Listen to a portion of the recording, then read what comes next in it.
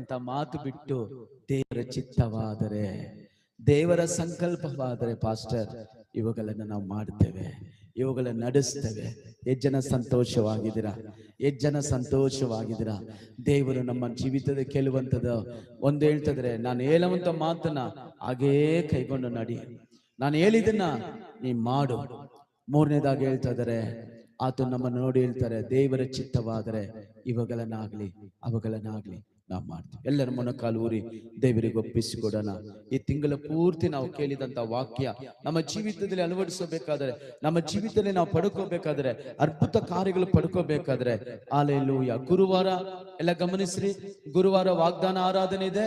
5:30 ನೀವೆಲ್ಲರೂ ಕೂಡ ನೀವು ಬಂದು ದೇವರ ಸನ್ನಿಧಾನದಲ್ಲಿ, ಕರ್ತನ ಮೇಜಿರುತ್ತದೆ ವಾಗ್ದಾನ ದಿನ, ಅವತ್ತು ನೀವು ದೇವರ ಸಮ್ಮುಖದಲ್ಲಿ ಬನ್ರಿ.